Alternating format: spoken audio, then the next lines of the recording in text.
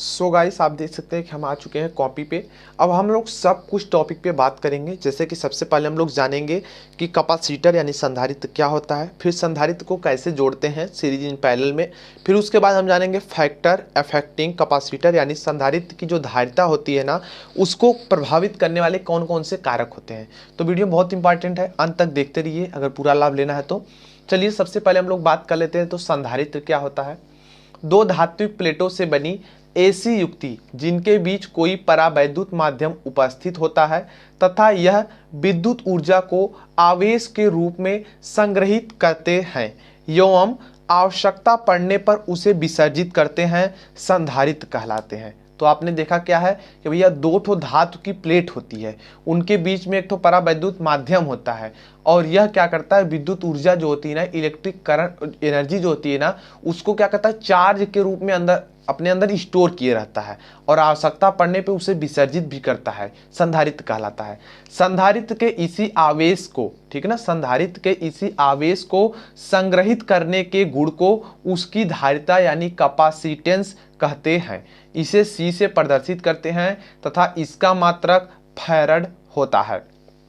देखिए जो फैरड होता है ना, फैरड धारिता की बहुत बड़ी इकाई है। ध्यान दीजिएगा, धारिता की बहुत बड़ी इकाई है तथा सामान्यतः संधारित्र की धारिताएं माइक्रोफैरड, नैनोफैरड या पिकोफैरड होती है। जो कैपेसिटर जो धारिता फैरड बहुत बड़ी इकाई होती है दोस्तों। आप कभी भी मार्केट में जाएंगे ना, मतलब इसको खरीदने कैपेसिटर को तो आपको माइक्रोफैरड में ही मिलेंगे नॉर्मली, अगर जो समरसेबल वगैरह मोटर वगैरह में यूज होते हैं, ठीक है। नैनोफैरड और पिकोफैरड बहुत छोटे छोटे होते हैं, लेकिन ऑलमोस्ट आपको माइक्रोफैरड में ही मिलेंगे। माइक्रो मतलब समझ रहे हैं ना, 10⁻⁻⁶ को माइक्रो बोलते हैं, तो इतना कम वैल्यू में मिलता है। अगर भैया फैरड में मिल जाए तो सोचिए कि कितनी पावरफुल होगी उसकी, ठीक है ना। हालांकि माइक्रोफैरड को जोड़ के फैरड बना सकते हैं, लेकिन बहुत सारे जोड़ेंगे, उसकी एनर्जी तो भाई बहुत ही पावरफुल होगी। देखिए कुछ इस तरीके का होता है सिंबल, कुछ इस तरीके का होता है। ध्यान दीजिएगा, दोनों इसमें जो डंडी आपको दिख रही है ना, ये दोनों दोस्तों सेम होती है, थोड़ा भी छोटा बड़ा नहीं रहता। जबकि बैटरी में एक बड़ा होता है पॉजिटिव वाला, निगेटिव वाला छोटा, जबकि कैपेसिटर में दोनों बराबर होते हैं। देखिए इस तरीके कुछ होता है, ये जो चीज दोनों निकली रहेगी वो लीड होगी इसकी, और ये जो लगी रहेगी यही मेटेलिक प्लेट होती है, और इसके बीच में यही रहता है आपका परावैद्युत माध्यम यानी डाइलेक्ट्रिक मीडियम होता है। यही स्ट्रक्चर आप कैपेसिटर है। देखिए यहाँ पे दो चीज डायरेक्ट लिखी गई है, तो उसको आपको नहीं घबराना है, क्योंकि दोस्तों ये जो चीज है ना, डायरेक्ट लिख दें या वैसे कर दें तो इसको डेरिवाइव उतनी करने की जरूरत नहीं, आप नॉर्मली जान लीजिए, बहुत ज्यादा उपयोग नहीं है लेकिन है थोड़ा बहुत। संधारित्र की धारिता C = Q/V एवं संचित ऊर्जा, यह कितनी एनर्जी स्टोर करता है, U = ½ CV²। जैसे आपकी होता है ½ mv² होता था, उसी तरीके से ये हो जाएगी, ठीक है ना। U आपका mv² होता है, इसी तरह ½ CV²। अभी आगे जाएंगे तो LI² मिलेगा, उसके लिए क्या बोलते हैं, आपके जो कुंडली होती है उसके लिए बात कर लें, ठीक है। अब गाइस हम लोग बात कर लेते हैं कि संधारित्र की धारिता को प्रभावित करने वाले कारक यानी factor affecting capacitor, capacitance and capacitor. क्या क्या प्रभाव पड़ता है भाई, देखो ये आपके हो गए सिंबल। परावैद्युत इसकी सामर्थ्य क्या है, एप्सिलॉन, ठीक है, ये एप्सिलॉन का चिन्ह है। फैरड है ए इसका क्या है, इस प्लेट का क्षेत्रफल। तो देखिए संधारित्र की जो धारिता होती है, फार्मूला याद कर लीजिए, जरूरी है, आगे काम आएगा। तो C = क्या हो जाएगा, एप्सिलॉन A/D हो जाएगा। एप्सिलॉन क्या है, एप्सिलॉन भी बोलते हैं, ठीक है ना। तो ये क्या है दोस्तों, माध्यम की वैद्युतशीलता है, जिसे परमिटिविटी कहते हैं, ठीक है। अब ए क्या है, उसका एरिया ऑफ ईच प्लेट्स है। डी क्या है, डिस्टेंस बिटवीन प्लेट्स है, ठीक है, दोनों के बीच की दूरी। तथा एक फार्मूला होता है एप्सिलॉन = ε0 × εr होता है। ε0 क्या है, निर्वात की वैद्युतशीलता, जिसका मान होता है 8.85 × 10⁻12 फैरड प्रति मीटर। εr क्या है, सापेक्ष वैद्युतशीलता, y के लिए εr का मान 1 होता है। अतः दोस्तों हम कह सकते हैं संधारित्र की जो धारिता होती है वह निम्न कारक पर यानी निम्न चीज पर डिपेंड करती है। सबसे पहले दोस्तों किस पर करती है, प्लेटों के क्षेत्रफल पर। मतलब क्या, संधारित्र की धारिता प्लेटों के क्षेत्रफल पर निर्भर करती है तथा उसके समानुपाती होती है, यानी C directly proportional to A पर डिपेंड करती है, ठीक है। अब चलिए हम लोग दूसरी पर बात कर लेते हैं, क्या है, प्लेटों के बीच की दूरी पर भी यह निर्भर करता है, डिपेंड करता है।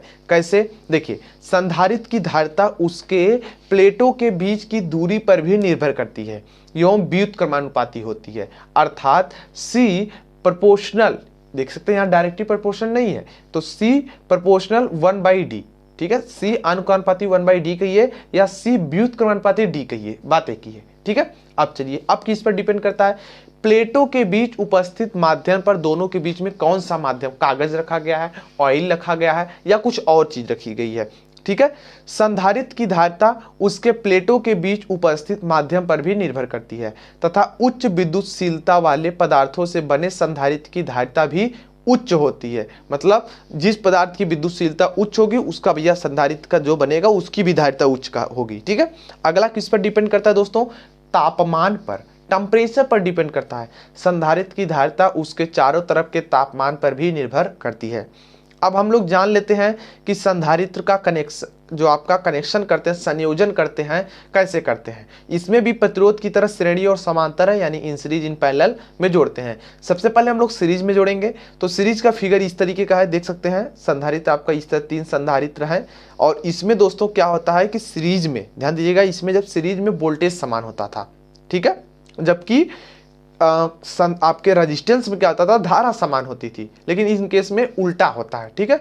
जो उसमें वोल्टेज समान था यहाँ सीरीज में वोल्टेज समान होगा, और जो उसमें पैरेलल में दोस्तों जो वोल्टेज आपका समान था वो इसमें सीरीज में होगा, और जिसमें जो पैरेलल का फार्मूला होता है उस तरीके से इसमें सीरीज में आएगा, थोड़ा उल्टा होता है। तो याद करने की ट्रिक भी बन जाती है। V1 V2 V3 voltage drop, C1 C2 C3 धारिता, I एम्पीयर की करंट फ्लो हो रही है, बैटरी लगी हुई है, ठीक है। अब चलिए दोस्तों इसके बारे में और जान लेते हैं। अब देखिए पेज को पलटेंगे और दूसरी टॉपिक्स पे बात करते हैं इसके। अब फिगर तो आपने देख ही लिया। देखिए चित्र में आपको दिखे थे कि 3 संधारित्र C1 C2 C3 श्रेणी क्रम में जोड़े गए हैं। इस पूरे संधारित्र को V वोल्ट की सप्लाई भी दे दी जाती है। श्रेणी क्रम में संयोजित प्रत्येक संधारित्र में धारा का मान एक समान होने के कारण प्रत्येक पर आवेश एक समान संधारित्र होता है, ठीक है। तथा प्रत्येक संधारित्र के क्रॉस विभवांतर जो होता है, वोल्टेज ड्रॉप अलग अलग होता है। यदि तीनों संधारित्र में उत्पन्न विभवांतर क्रम से V1 V2 V3 है, तब V V1 V2 V3 हो जाएंगे। और दोस्तों हमने फार्मूला ऑलरेडी पढ़ रखे हैं, तो Q C भी होते हैं, यानी V Q/C हो जाएंगे। अब दोस्तों देख लीजिए, अब उसी के अकॉर्डिंग दोस्तों आपके जैसे देखिए कि यहाँ से अब Q तो सब में समान रहेगा, बदलेगा क्या, V1 और C1, यानी जब यहाँ पे V1 करेंगे तो यहाँ C1, यहाँ V2 तो यहाँ C2, यहाँ V3 CT, यहाँ Vn तो Cn हो जाएगा। उसके अकॉर्डिंग दोस्तों Q/इक्विवेलेंट जब करेंगे C का, ये देखिए C लिखा गया है, ठीक है, C इक्विवेलेंट, तो सब चीज़ हो जाएंगे दोस्तों। इसके अकॉर्डिंग दोनों जब होंगे, Q सब में है, कॉमन होके कट जाएंगे, तो 1/C इक्विवेलेंट, EQ का मतलब इक्विवेलेंट समतुल्य, ठीक है। तो सब चीज़ हो जाएगी, मात्रक हो जाएगा फैराड। अब जिस तरह से उसमें संधारित्र आपके क्या बोलते हैं रेजिस्टेंस में परिभाषा बनी थी, उसी तरीके से संधारित्र में बन जाएगी। क्या है देखिए, अतः संधारित्रों के श्रेणी संयोजन में प्रतिरोध परिपथ की, ध्यान दीजिएगा, संधारित्रों के श्रेणी संयोजन में परिपथ की तुल्य धारिता का प्रतिलोम परिपथ में जुड़े प्रत्येक संधारित्र के व्यक्तिगत धारिताओं के प्रतिलोम के योगफल के बराबर होती है, ठीक है। आप देख सकते हैं यहाँ पे। अब दोस्तों अभी तक तो हमने सीरीज के बारे में जाना, अभी हम इसका न्यूमेरिकल भी बता देंगे जिससे आपको और अच्छे से आ जाएगा। अब दोस्तों हम लोग जान लेते हैं कि पैरेलल में क्या केस होता है, क्या कंडीशन होती है गाइस, इसके बारे में, ठीक है। देखिए पैरेलल में कैसे जोड़ेंगे, जैसे संधारित्र जोड़े थे वैसे ही बिल्कुल पैरेलल में जोड़ लेंगे, सबके एक समान सिरे को एक से, दूसरे के दूसरे से। इसमें क्या होता है दोस्तों, इसमें देखिए करंट फ्लो अलग अलग हो जाती है, जबकि उस कंडीशन में वोल्टेज अलग अलग होता था, ठीक है। तो ये चीज हो, देखिए उसमें क्या होता था दोस्तों, करंट अलग अलग हो जाती थी, तो यहाँ पे वोल्टेज समान रहेगा, ठीक है ना। तो यहाँ पे देख सकते हैं अब कैसे करेंगे भाई, तो ए बी हो गया, अब देख सकते हैं सब कुछ हो गया, दोनों की तुलना भी कर सकते हैं रेजिस्टेंस और इससे। तो इसमें जो आपके रेजिस्टेंस में सीरीज का जो फार्मूला था वो कैपेसिटर के पैरेलल में आएगा। उसी तरीके से ऊपर चित्र में 3 संधारित्र का समांतर संयोजन को दिखा दिया गया है, जिसमें सभी संधारित्रों के प्रारंभिक सिरे को एक बिंदु से तथा अंतिम सिरे को दूसरे बिंदु से संयोजित किया जाता है। इस पूरे संयोजन को V वोल्ट की सप्लाई से जोड़ने पर संधारित्रों में धारा क्रमशः I1 I2 I3, ठीक है एवं इस पर एकत्रित आवेश क्रमशः Q1 Q2 Q3 है एवं परिपथ की कुल धारा मतलब कुल जितनी सर्किट है उसमें कितनी धारा फ्लो होती है, कुल धारा I है, तथा पूरे संधारित्र की तुल्य धारिता की बात करें C इक्विवेलेंट है। अतः धारा कितनी फ्लो होगी दोस्तों, करंट कितनी होगी, I is equal to I1 I2 I3 हो जाएगा। तो इतनी करंट सब जोड़ करके लेकिन टोटल I फ्लो हो रही है। अब देखिए इसके फार्मूले को देखते हैं, तो उसके अकॉर्डिंग दोस्तों फार्मूला ही हो जाएगा। अब देखिए दोनों में सब में टी है दोस्तों, 1/T फॉर्म में है, तो टी तो कॉमन होकर कट जाएगा, तो आपके पास बचेगा क्या, Q is equal to Q1 Q2 Q3, यही चीज बच जाएगी दोस्तों। अब देखिए हम क्या जानते हैं, हम जानते हैं दोस्तों कि इसके आवेश हमारे अभी प्राप्त हुए, ठीक है, हमें आवेश प्राप्त हो गए, तो हम जानते हैं Q is equal to C V, तो C equivalent V, C equivalent V is equal to, सब में देखिए V समान है तो V कॉमन होकर कट जाएगा, तो C इज इक्वल टू क्या हो जाएगा, C equivalent is equal to C1 C2 C3 मात्रा फैराड हो जाएगा। इसके अकॉर्डिंग क्या परिभाषा बनेगी, अतः संधारित्र को समांतर, देखिए समांतर में संयोजित करें, परिपथ की तुल्यधारिता संयोजन में जुड़े प्रतिरोधों, जुड़े प्रत्येक संधारित्रों के व्यक्तिगत संधारित्रों के योगफल के बराबर होता है। कहने का मतलब गाइस कि इस विधि से अगर धारिता का मान बढ़ाना है तो उसको पैरेलल में जोड़ो, अगर कम करना है तो सीरीज में जोड़ो। ये गाइस इसकी कंडीशन होती है, बिल्कुल प्रतिरोध के उल्टा होता है। अभी तक तो इतना जान लिया, अभी मजा नहीं आया। अभी हम अगर आपको 2-4 न्यूमेरिकल बता देना तब तो भाई बिल्कुल अच्छे से आ जाएगा, तब उसमें कोई शिकायत नहीं रहेगी हमको आया या नहीं आया, ठीक है। तो चलिए 1-2 पहले न्यूमेरिकल कर लेते हैं भाई, 1-2 न्यूमेरिकल कर लेते हैं। तो सबसे पहले दोस्तों हम सीरीज केस वाला करते हैं इसमें, ठीक है, सीरीज केस वाला न्यूमेरिकल करते हैं। तो सीरीज केस में दोस्तों क्या होगा, मान लीजिए इस तरीके का है संधारित्र, इस तरीके से संधारित्र है दोस्तों, 4 संधारित्र ले लिए। अब यहाँ पे देख सकते हैं, यहाँ पे दो फैरड, ठीक है, 2F का है, 2F का 2 फैरड ऐसे हमने दे दिए हैं, बट माइक्रो फैरड में ऑलरेडी आपको मिलेगा हमेशा, ठीक है। यहाँ पे मान लेते हैं 4 फैरड है और ये 4 फैरड है, और दोस्तों ए मान लेते हैं, ए और बी के बीच हमें निकालना है। तो दोस्तों क्या हो जाएगा, C इक्विवेलेंट, ध्यान दीजिएगा, C इक्विवेलेंट ये हो जाएगा, तो 1/C1 plus 1/C2 plus 1/C3 plus 1/C4। तो इसके अकॉर्डिंग मान रखिए 1/2 प्लस 1/2 प्लस 1/4 प्लस 1/4। अब दोस्तों देखिए 1/2 1/2 कितना हो गया, मतलब आधा आधा है, तो 1 हो जाएगा। 1/4 को जोड़ेंगे कितना हो जाएगा, तो देख सकते हैं कि 1/2 आएगा, दोनों को जोड़ने 2/4 आएगा, यानी 1/2, और 1/2 को हम लिख सकते हैं 0.5, यानी दोस्तों आएगा 1.5 फैरड, ठीक है, 1.5 फैरड, यही दोस्तों आंसर हो जाएगा। आपके लिए 1-2 होमवर्क दे देता हूं दोस्तों, देखिए इस तरीके से, 1 हो गया, 2 हो गए, 3 हो गया, 4 5 6 7, इस तरीके से दोस्तों हो गए आपके। यहाँ पे ए हो गया, बी हो गया, और यहाँ पे 1 2 3 4 5 6 7, इस तरीके से सबकी वैल्यू फैरड में वैल्यू है, ठीक है, सबकी वैल्यू फैरड में। आप इसका RAB निकाल CAB, ठीक है, ध्यान दीजिएगा, CAB निकालेंगे, और इस जो आंसर आएगा कमेंट बॉक्स में कर सकते हैं, या तो हमें व्हाट्सएप या टेलीग्राम पे भी बता सकते हैं, ठीक है। जो बताते हैं भाई उनको थैंक यू, जो नहीं बताते उनको महा थैंक यू, ठीक है। चलिएगा अब दोस्तों अभी तो सीरीज देख लिया, इसी तरीके अपने बना सकते हो गाइस। अब चलिए हम पैरेलल के लिए बात कर लेते हैं, ठीक है, PAR, पैरेलल के लिए, पैरेलल के लिए वेरी इंपॉर्टेंट है। देखिए पैरेलल कैसे बनाएंगे, ये देखिए इस तरीके का हो गया दोस्तों, 1 2 3 4, इस तरीके से दोस्तों हो गए, सबको एक साथ जोड़ दोगे तो पैरेलल बन जाएगा। इधर आपके हो जाएंगे A और इधर दोस्तों हो जाएंगे आपके B। अब इधर मान लेते हैं 1 ओम है, 2 ओम है, 3 ओम है, 5 ओम है। तो मतलब C इक्विवेलेंट जब निकालेंगे दोस्तों तो फार्मूला होता था C1 C2 C3 plus C4। तो दोस्तों क्या हो जाएंगे, देखिए 1 + 2 + 3 + 5, यानी दोस्तों क्या हो जाएंगे, 2 और 1 3 हो जाएंगे, और 3 3 6, और 6 5 कितने हो जाएंगे, 11 फैरड। सबकी सॉरी गाइस, यहाँ फैरड रहेगा, ओम नहीं रहेगा, ध्यान दीजिएगा, फैरड रहेगा, ठीक है, फैरड सब वैल्यू रहेगी।